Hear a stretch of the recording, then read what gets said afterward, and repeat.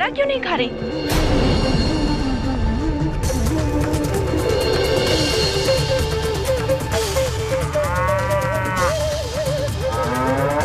अरे भाई साहब, ये गाय चारा क्यों नहीं खा रही है?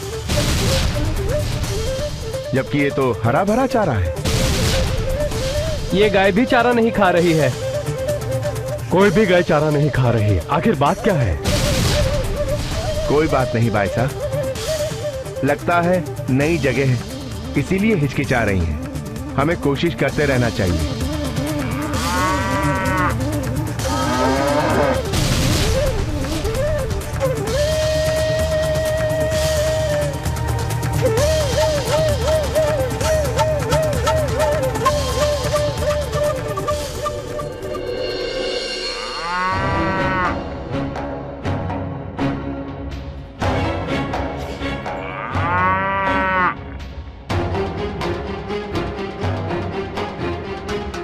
क्या हो रहा है?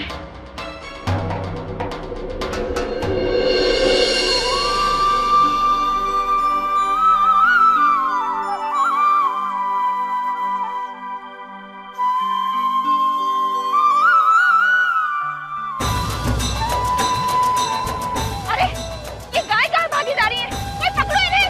कहाँ जा रही है गाय? काका पकड़ो!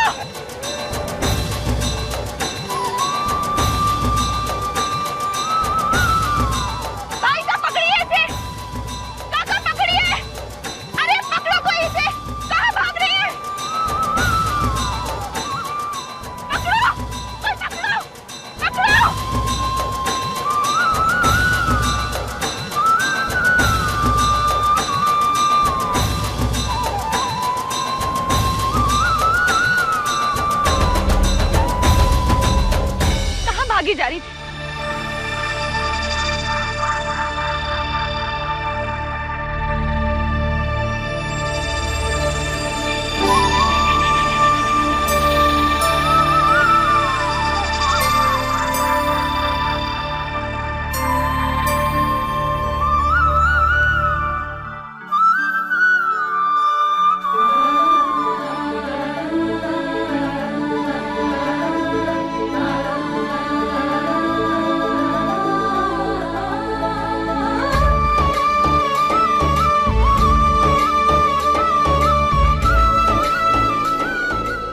अरे तुम्हें अच्छा चारा मिले इसीलिए तो कोसों दूर चलकर यहाँ आए हैं।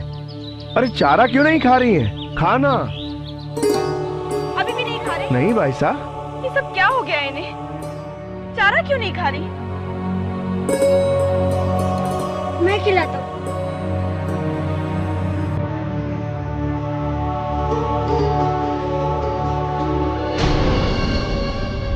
इसमें से कुछ अजीब सी गंध आ रही है, इसीलिए तो ये इसे नहीं खा रही। मुझे दिखाओ।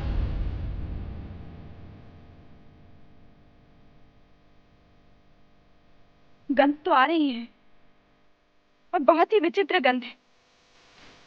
और किस चीज की?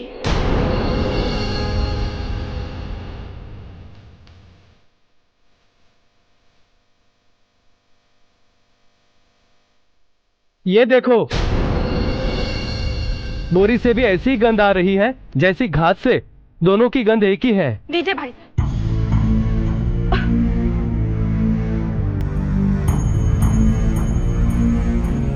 इन दोनों में तो एक जैसी गंध आ रही है, पर ये गंध है किस चीज की? क्या था इस बोरी में?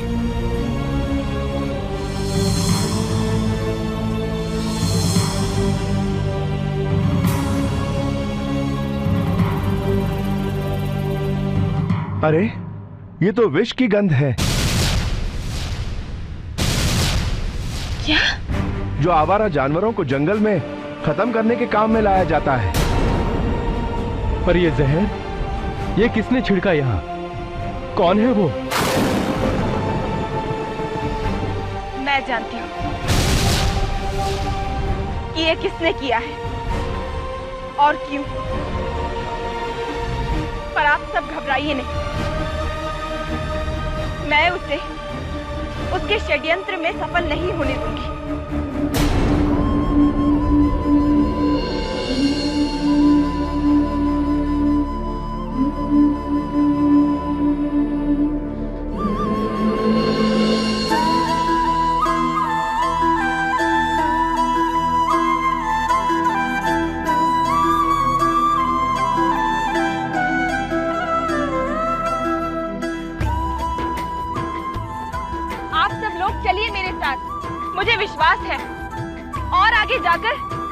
अच्छी घास मिल जाएगी। चलिए सब। अब माफी मांगने से क्या होगा? गायें तो अब भी जिंदा है ना, और साथ ही जिंदा है किसानों की वो उम्मीद जो मीरा ने उनमें जगाई है। कल तो बहुत बड़ी बड़ी बातें कर रहे थे ना कि हुक्म समझो आपका काम हो गया। अरे अब तक तो गायों ने दूध देना भी शुरू कर दिया होगा। खंबा राणा साहब, मेरे समझ में नहीं आ रहा उसे कैसे पता चला कि इस घास में जहर है। सबसे कुख्यात डाकू हो तुम। डकैती के साथ साथ लोगों से उनकी आंखों का काजल चुरा लेते हो। इस लायक हो नहीं तुम, क्योंकि तुम एक औरत से हार गए।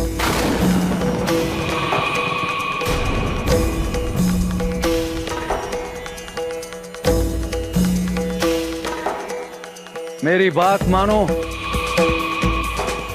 कंबल और लाठी पकड़कर हिमालय चले जाओ। छोड़ दो ये सब काम, और अगर इससे भी ना हो तो हाथों में चूड़ियां पहनकर उन्हीं किसानों की मंडली में शामिल हो जाओ। गायों का दूध निकालो।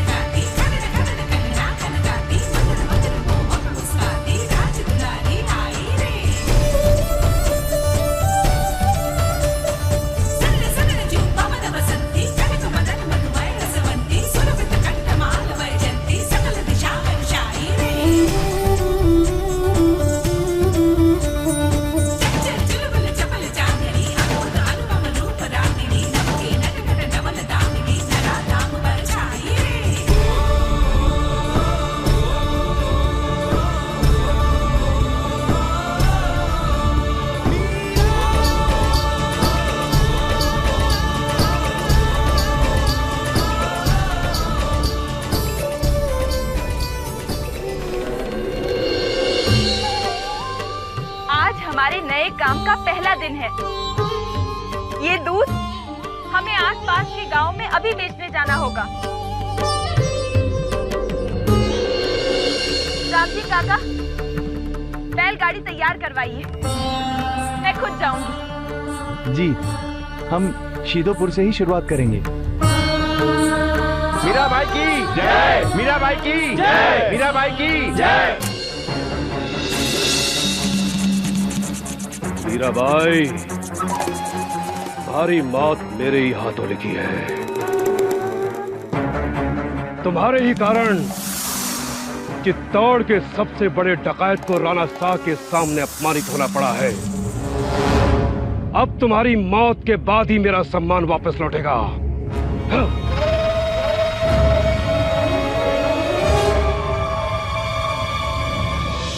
भाई साहब, मैं अभी अभी सुनकर आ रहा हूँ, मीराबाई बग्घी लेकर चिरोटपुर गांव में दूध बेचने जा रही है।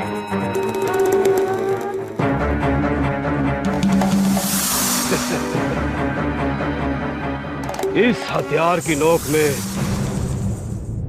तेज जहर भरा हुआ है।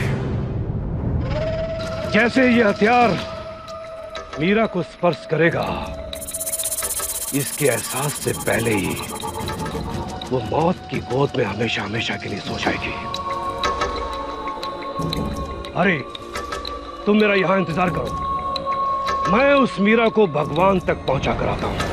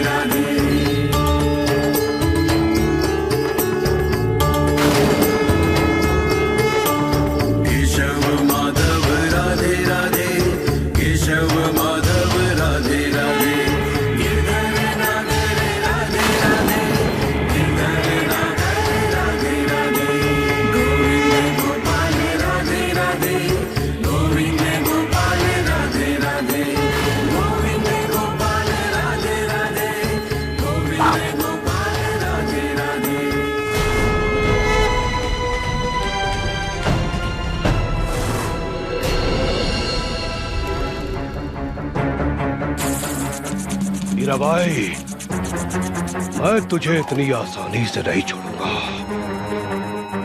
ये कालिया मारेगा तुझे, जरूर मारेगा। आप ही के कहने पर हमने इतना महत्वपूर्ण कार्य उन डाकुओं को सौंपा था। एक बुरी खबर उन्होंने हमें दी और अब एक आप हमें दे रहे हैं। जाइए, मीरा को उस गांव में पहुंचने से पहले रोकिए। रहने दीजिए, आपको कहीं जाने की जरूरत नहीं है।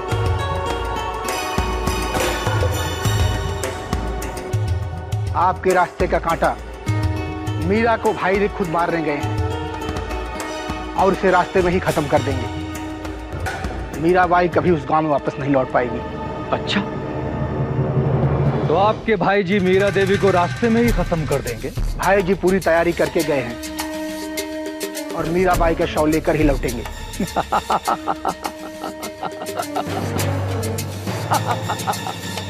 अच्छा लगा, बड़े भाई पर इतना विश्वास अच्छा लगा। अब देखते हैं तुम्हारे भाई जी मीरा देवी का शव लेकर कब लौटते हैं।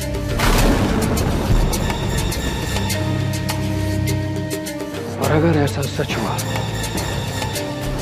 तो मैं तुम्हें और तुम्हारे भाई जी को इतना बड़ा इनाम दूंगा कि तुम दोनों को जिंदगी भर कोई काम करने की जरूरत नहीं पड़ेगी।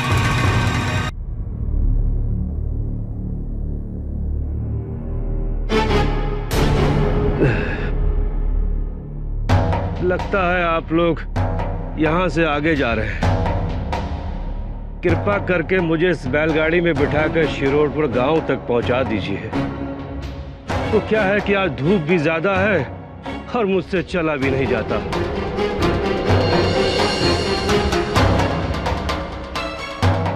हाँ हाँ, क्यों नहीं, हम भी उसी गांव में जा रहे हैं। आइए, हमारे साथ बैठ जाइए।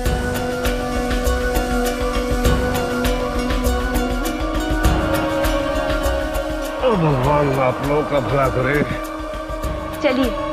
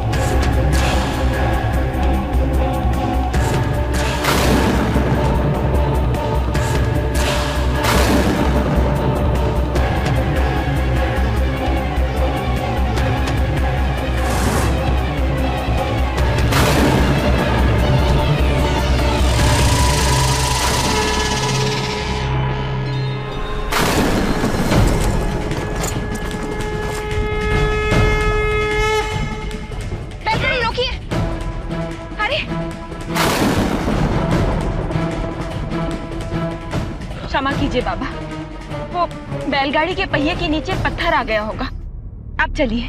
बेटी, बस गांव पास ही में है, मैं खुद ब खुद पैदल चला जाऊंगा। तुम मेरी चिंता मत करो बेटी। अरे नहीं, पर बाबा आपको तो चोट लगी हुई है। अरे मैं बिल्कुल ठीक हूँ, मेरी चिंता मत करो, बस मुझे यहीं तक आना था। आप लोग जाइए जाइए, आप लोग जाइए। पर यहाँ? अरे मैंने कहा ना, आप लोग जाइए। यहाँ क्यों खड़े अपना समय खराब कर रहे हैं? जाइए आप लोग, जाइए। चलिए भाई साहब, बैठिए।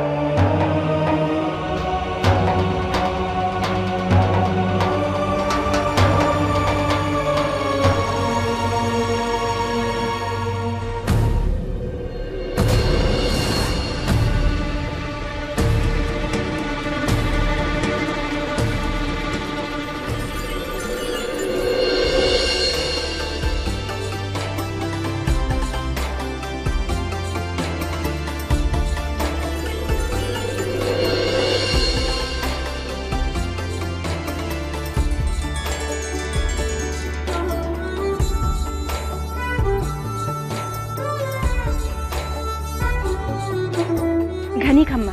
खम्मा घनी। जी, मैं मीराबाई, मेवाड़ की कुंवरी। मीराबाई, आपके दर्शन पाकर मैं धन्य हो गया। बताइए, मैं आपकी क्या सेवा कर सकता हूँ? हम अपने गांव का दूध यहाँ बेचने आए हैं। इस साल फसल नहीं हुई, तो हमने नया काम शुरू किया है। हम चाहते हैं कि हम अपनी गैयों का दूध हर रोज यहीं आकर बेचें। इनकी गायों का दूध हमारे गांव में नहीं बिकेगा।